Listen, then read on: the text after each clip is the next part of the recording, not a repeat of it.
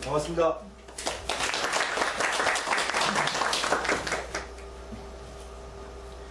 저는 안산 상쾌한의원의 어혜용입니다. 첫 번째 강의, 더군다나 하병근 박사님의 소중한 내용을 리뷰하게 돼서 영광입니다.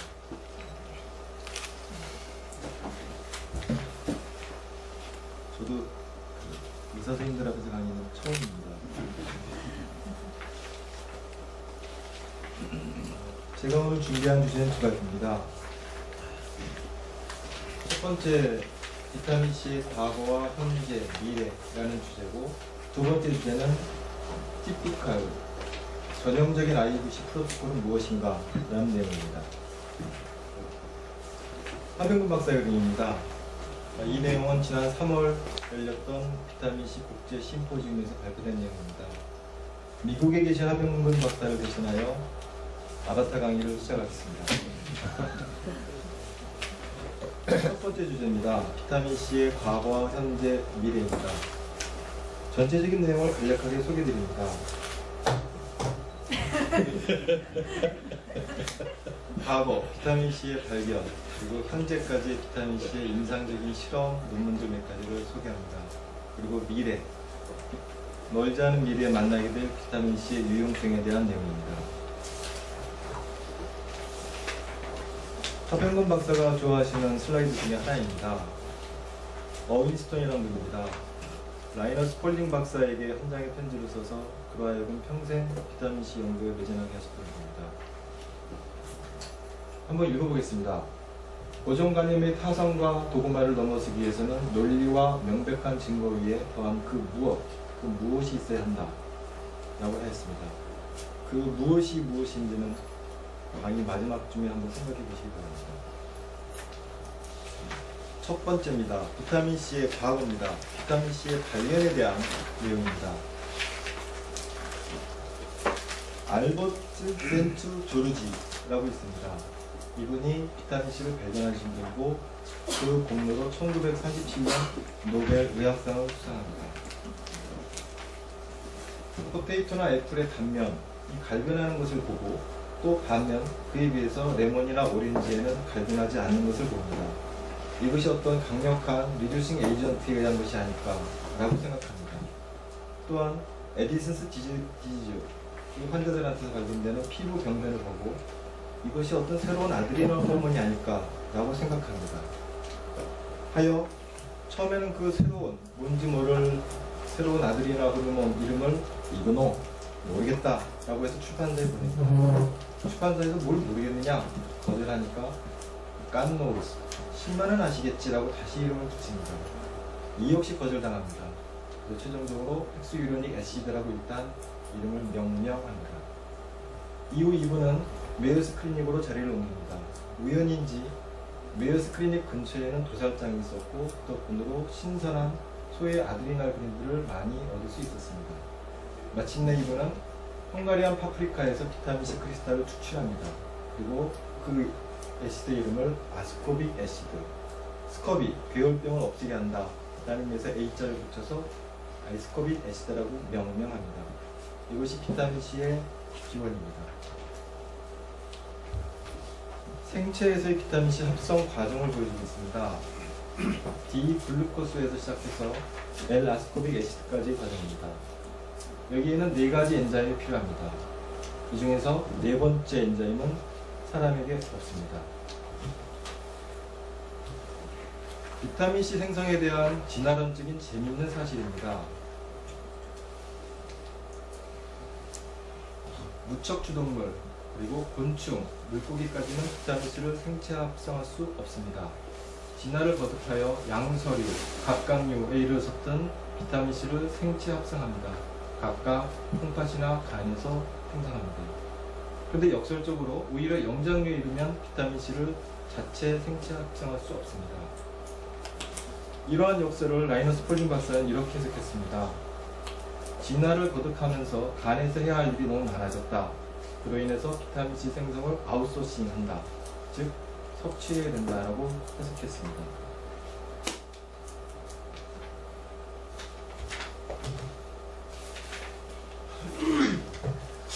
동물들을 체중 70kg인 사람으로 환산했을 때 만들어내는 비타민C의 양에 대한 내용입니다. 예를 들어서 토끼의 예를 들면 좌측은 평상시 스트레스가 없을 때 만들어내는 비타민C의 양입니다. 오른쪽은 이들 동물을 스트레스 상황으로 몰아놨을 때 만들어내는 생체에서의 비타민C 생성 양입니다. 보실 부분은 1.5g에서 약 15g까지 그 편차가 10배 정도 된다라는 사실입니다. 2000년도에 업데이트된 비타민C 권고량, 미국의 권고량입니다. 우리나라도 이를 따르고 있습니다. 1일 권장량은 90g, 남자의 경우는 90g입니다. 스모커이면 여기에 35mg을 더 추가를 합니다. 상한 섭취량이라는 개념도 있습니다. 2g입니다. 매우 적지요? 이 권장량의 문제점은 건강한 사람이 스커비가 걸리지 않을 정도의 최소 양입니다. 거꾸로 얘기하면 어떤 특정 질환을 예방하거나 치료하기에는 역부족이다 라는 뜻입니다. 비타민C를 얘기하면서 빼놓을 수 없는 분입니다. 닥터 캐스카트입니다.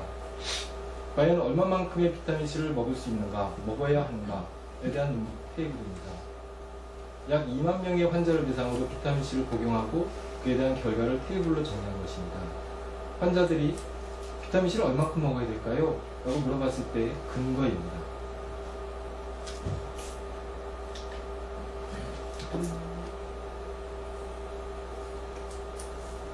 아이고.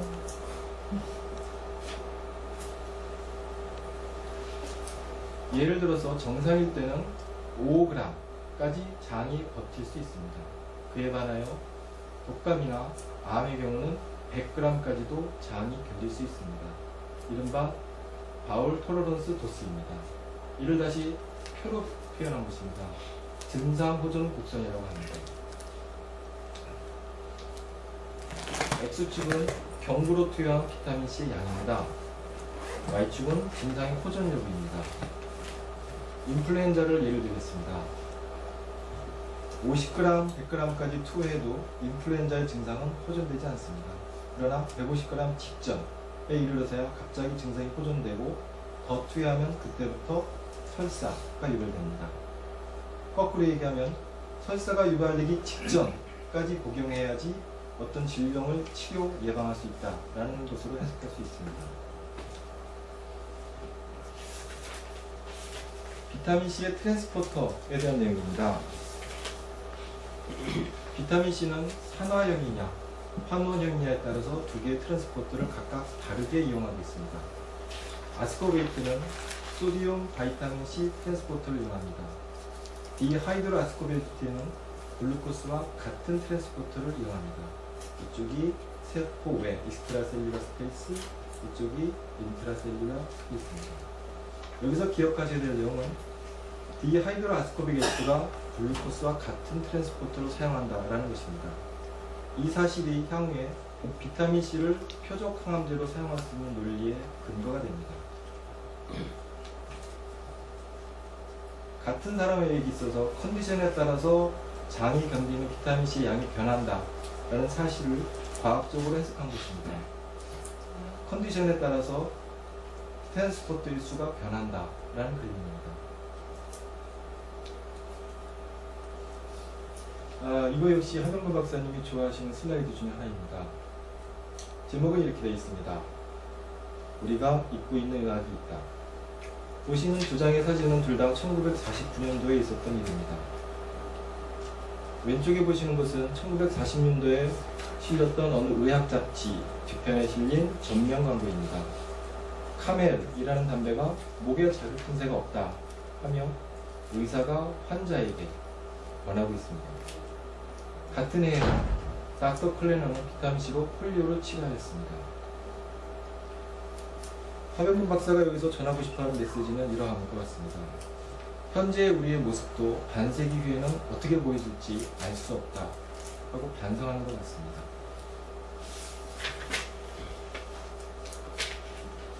이제부터 비타민 C의 클리니컬 에비던스에 대해서 말씀드리겠습니다.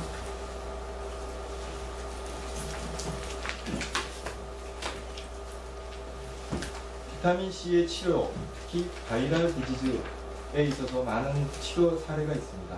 바이럴 디지즈, 예를 들어서 헤파타이티스, 헤르페스, 치킨팍스, 바이럴 니모니아, 미즐 멈프, 그리고 인플루엔자 등에서 사용되었습니다. 그 중에서 바이럴 헤파타이티스를 예를 들겠습니다. 닥터 크레너는 비타민 C를 바이럴 헤파타이티스 드러그 오브 초이스라고까지 얘기했습니다. 1950년도에 바이럴 헤파타이티스가 유행이었습니다. 지금 보시는 화면과 이 다음 화면 두 장에 거쳐서 바이럴 헤파타이티스를 비타민 C로 치료한 논문들을 소개하고 있습니다. 1957년, 1960, 1961년, 62년입니다.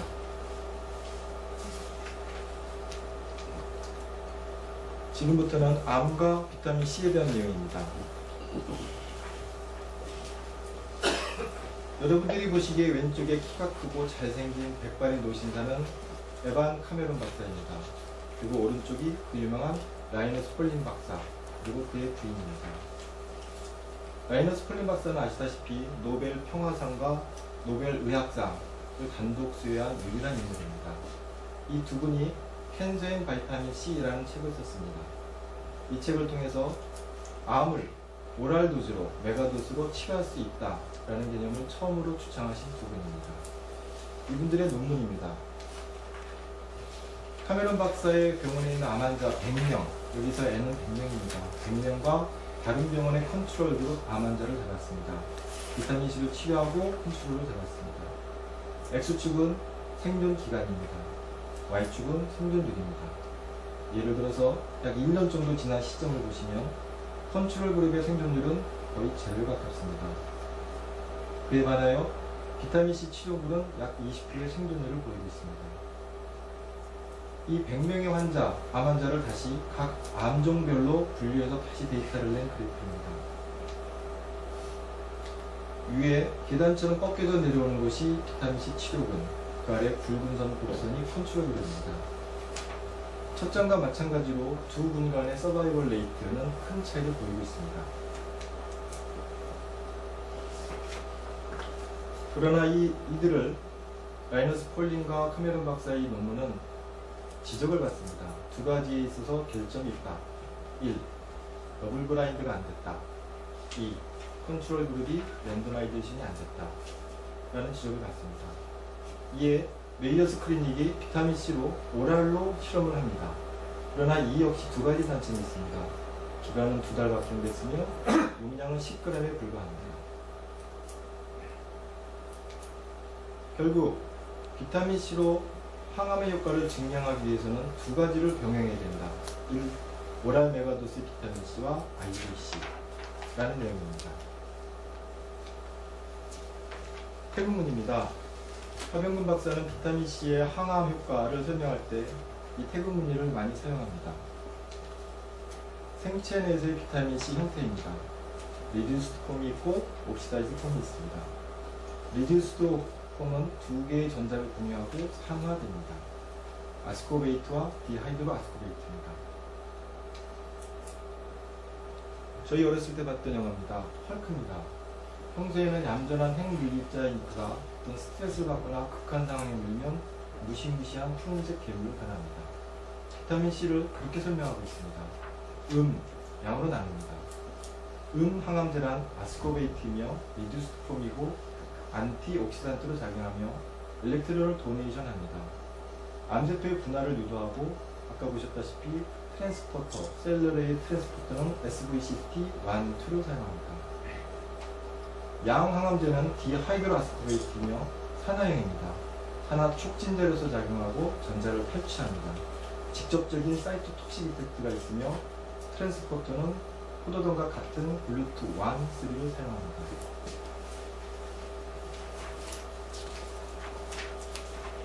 이러한 바이타민 C의 사이토톡식 이펙트를 증명한 논문 두 가지입니다. 둘 다 PNS라는 유치한 잡지에 2007년, 2008년에 실렸습니다.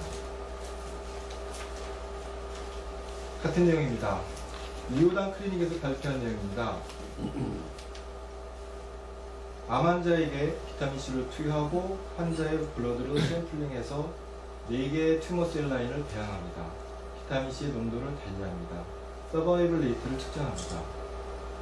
기억하셔야 될 부분은 비타민C의 농도가 400mg/dL 이상일 때부터 암세포의 괴멸이 거의 100%에 가깝게 생겼다 라는 사실입니다. 이 400이라는 숫자가 나중에 우리가 치료 농도라는 개념으로 유도하기도 합니다. 앞서 말씀드린 내용을 다시 한번 정리한 겁니다. 비타민C는 음과 양으로 있으며 각각의 그 화학 기전이 다르다 라고 설명하고 있습니다. 지난 3월에 열린 비타민C 국제 심포지움의 주제는 항노화, 안티에이징이었습니다. 노화는 우리 몸의 에너지 공장인 미토콘드리아에서 일어납니다. 우리 몸에는 안티옥시단트 네트워크가 있으며 거기엔 5가지 엘리멘트가 있습니다. 코엔자임 Q10, 라이포릭 애시드, 비타민 E, 비타민 C, 그리고 글루타치온입니다. 이들 5가지의 엘리멘트는 그 특성, 수용성이냐 지용성이냐에 따라서 셀 내에 위치하는 곳이 다릅니다. 멤브레인, 비타민 E와 코엔자임 Q10은 멤브레인에 있으며 비타민 C, 글루타치온은 사이토졸, 그리고 라이포릭 애시드는 주로 미토콘드리알 멤브레인에 있습니다. 이 5개 중에서도 특히 비타민C는 키 레귤레이터로서 역할합니다. 5가지 엘리멘트 모두 2가지 역할을 동시에 합니다. 안티옥시단트 그리고 메타볼릭 레귤레이터로서 역할합니다. 노화라는 것은 옥시데이티브 스트레스가 증가하는 것이며 그로 인해서 안티옥시단트가 줄어들고 그로 메타볼릭 레귤레이터 펑션이 떨어지며 그로 인해서 여러가지 퇴행성 질환들이 생긴다 라는 내용입니다. 다시 한번 말씀드리면 비타민C는 이러한 네트워크의 코너스톤, 주춧돌입니다. 비타민C가 부족하면 여러가지 퇴행성 변화, 예를 들어서 알츠하이머, 파킨슨, 다이아베티스 멜리투스, 크로닉 아스라이티스 등등이 생긴다, 유발된다 입니다. 이 중에서 여러가지 퇴행성 질환 중에서도 당뇨를 예를 들었습니다. 이 슬라이드는 1970년도에 발표된 것입니다. 표가 좀 어려워 보이죠? 내용은 우리 생체 내에서 여러가지 컨디션에 따라서 아스코빅 애시드와 디하이드로 아스코빅 애시드의 농도를 측정한 것입니다. 포인트는 정상일 때의 아스코빅 애시드와 디하이드로 아스코빅 애시드의 비가 당뇨 등의 만성질환이 있을 때는 역전된다 라는 사실입니다. 그러므로 생체 내에서 비타민C 자체의 농도를 재는 것보다 아스코빅 애시드와 디하이드로 아스코빅 애시드의 비를 구하는 것이 좀 더 신빙성 있는 지표가 되지 않을까 라는 내용입니다. 이러한 비타민C 측정의 랩은 현재 한국에서 구축 중에 있습니다. 미래의 비타민C 얘기를 시작합니다. 인듀스드 스템셀, 다 자란 성체세포에서 다시 스템셀을 만들어내는 인듀스드 스템셀, 이 과정은 그 성공률, 일드가 매우 낮다고 되어 있습니다. 약 0.01%라고 합니다. 이 과정을 비타민C 처리하면 그 일드가 약 100배까지 증가한다 라고 논문에서 얘기하고 있습니다. 같은 논문입니다. 특히 아래쪽에 보시는 논문은 우리나라 건국대학교에서 2008년도에 발표한 내용입니다. 골수이식입니다. 과거에 많이 했던 골수이식이 향후에는 성분 채집술, 다시 말해서 환자의 말초혈액을 채취해서 스템셀을 분리하여 다시 자가수혈하는 것이 더 유용할 것이다, 더 유용하게 쓰여질 것이다 라는 내용입니다. 유사한 예로서 인디아나 프로젝트가 진행됩니다. 미국에 있는 하병근 박사님이 계시는 병원이고 하병근 박사도 이 연구에 포함되어 있다고 합니다. 내용인즉슨 하나의 폐반, umbilical 코드에서 스템셀을 분리하여 다시 자가수혈하는 것인데 그 일도 역시 매우 낮습니다. 이 과정을 비타민C 처리하면 일할 수 있게 하자라는 프로젝트입니다. 결론입니다. 비타민C는 안티바이럴 에이전트였고 안티캔서 에이전트이며 안티에이징으로 쓰여지고 있습니다. 물론 셀 사이클의 레귤레이터입니다. 비타민C는 요람에서 무덤으로 가지 않았습니다. 거꾸로 무덤에서 요람으로 컴백하고 있습니다. 한국에 있어서의 비타민C 치료 현황에 대해서 말하고 있습니다. 아직 교육이나 가이드라인이 부족하다라는 내용을 말하고 있습니다. 작년에 저희 닥터와 클리닉 네트워크 선생 몇 분과 함께 힐링 팩터를 번역했습니다. 조만간 출판 예정입니다. 레코멘드 리딩이고요. 하 박사님의 저서입니다. 면역의 비밀, 항암의 비밀은 이미 나와 있습니다. 조만간 노화의 비밀이 출간 예정입니다. 여기 3번이 여러분이십니다. 이상으로 하병근 박사의 아바타 강의를 마치겠습니다.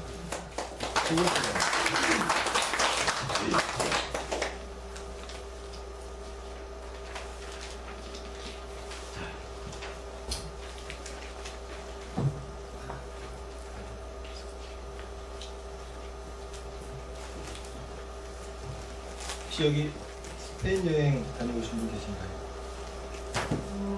없으신가요? 저도 아직 못 가봤습니다. 보고 계신 그림은 스페인 바르셀로나에 있는 가우디 성당이라고 합니다. 자그마치 100년 전에 가우디가 설계하였고 100년이 지난 지금도 건축 중에 있는 웅장한 성당입니다. 언제 완공될지는 어디 프라님만이 아신다고 합니다. 제가 생각하기에 비타민C 치료 프로토콜 역시 1700년도에 있었던 배울병 임상실험 이후 완성형이 아닌 진행인 듯합니다. 이 슬라이드의 목적은 이미 알고 계신 IVC의 기본적인 내용을 확인합니다. 그리고 치료 표준화를 도모합니다. 더불어 말미에는 두 가지의 새로운 팁을 소개하고자 합니다. IVC 적응증입니다. 표준화 항암 치료에 실패했거나 그 효과를 높이시기 원하는 분들에게 많이 합니다. 금기입니다. 특히 복수나 흉수, 내부종, 폐부종 있을 때는 주의 내진 금기로 되어 있습니다. 치료 전 체크사항입니다. 보험이 안 되므로 일반임을 확인시켜야 합니다. 체크사항입니다. 특히 G6PD는 한국에선 드물다고 되어 있지만 그 검사 자체도 도움이 안 됩니다. 자, 이제 리오단 클리닉 프로토콜입니다.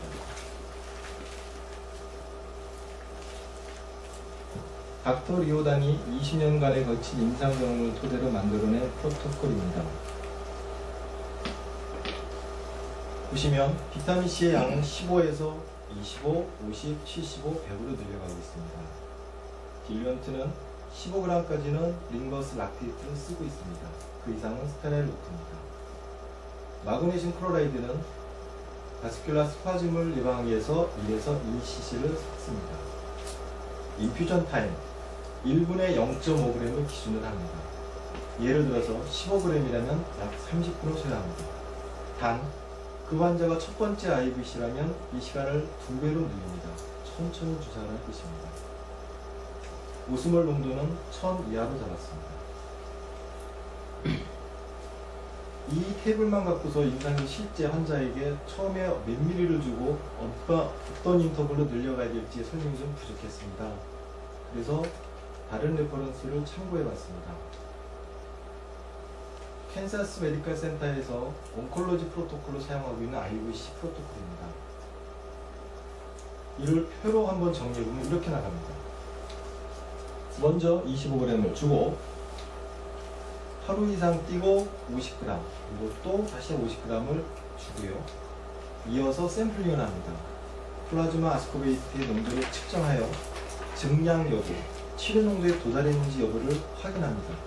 그리고 치료 농도에 도달하지 않았다면 75g으로 늘려서 주 2회에서 3회 끌고 갑니다.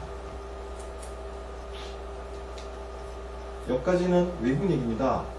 외국은 랩이 됩니다. 샘플링에서 비타민C의 농도를 측정할 수 있습니다. 그러나 우리나라 아직도 아까 말씀드렸다시피 그 랩이 구축 중에 있습니다. 그리고 제품의 형태와 용량도 다릅니다. 하여 한국형, 토착형 프로토콜입니다. 심플합니다. 20, 40, 60, 80, 100으로 올라갑니다. 소요시간 말씀드렸다시피 더블 g당 2분 정도로 계산합니다. 마찬가지로 첫 번째 IVC는 천천히 하시는 것이 좋습니다. 희석용액 20g까지는 생리식염수, 그 이상은 주사용 증류수를 씁니다. 마그네슘 10%짜리를 기준으로 해서 15에서 20cc를 섞습니다.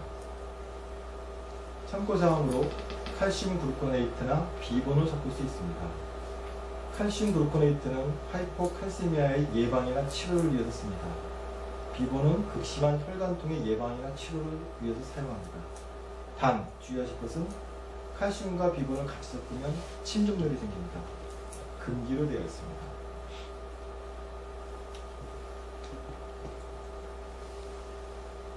(80이나 100g으로 잡았을 때 그 이후 장기적으로 어떻게 끌고 갈 것인가에 대한 의문이 남습니다. 보시는 화면은 리오당 클리닉 홈페이지에 올라와 있는 2010년 캔서 심포지움에 닥터 로니아 했던 내용입니다. 히어링이 안 돼서 한 10번 정도 들었던 것 같습니다. 애매한 표현들이 조금씩 있었습니다. 표로 정리하면 이렇게 갑니다. 1006개월은 주 2회, 다음 6개월은 주 1회, 여기까지 하면 1년입니다. 그리고 이어지면 1년은 한 달에 2회. 내용을 들으시다 보면 여기 EO2라는 표현이 있는데 말로는 세컨 이어라고 표현하고 있습니다. 그리고 이어지는 지속은 한 달에 한 번으로 전도하고 있습니다. 처음 말씀드렸다시피 이건 완성형이 아닙니다. 그들도 말하다시피 매직은 아니고 적어도 최선의 근무옷이 될 것이다 라고 표현하고 있습니다.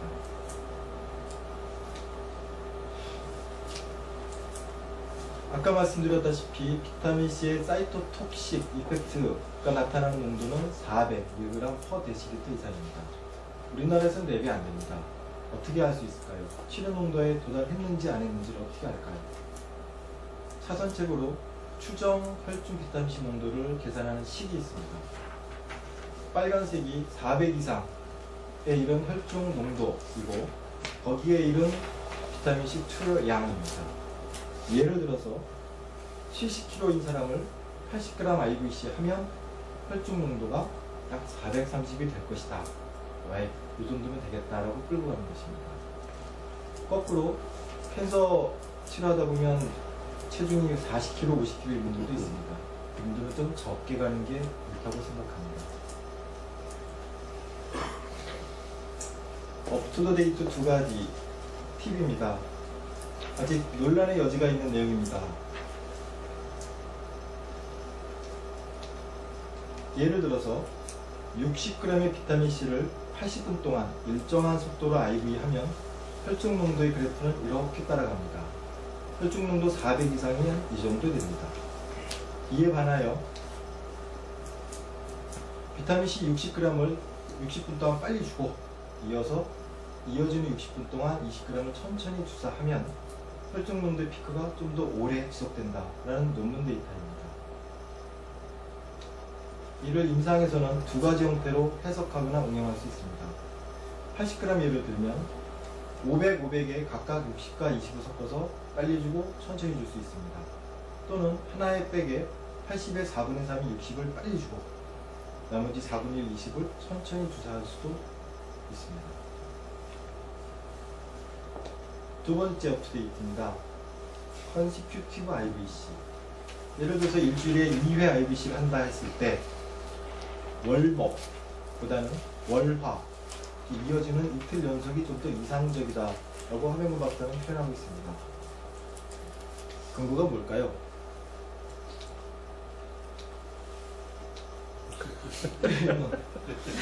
라고 표현하셨습니다. 네. 참고사항입니다. 일본에도 IVC 학회가 있습니다. 일본 IVC 학회에서 후쿠시마 원전에서 일하는 근로자들에게 권고한 내용입니다. 근로 근무하기 전후 두 번에 거쳐서 비타민 C를 25g IV 하여라 라고 권고하고 있습니다. 경청해 주셔서 감사합니다.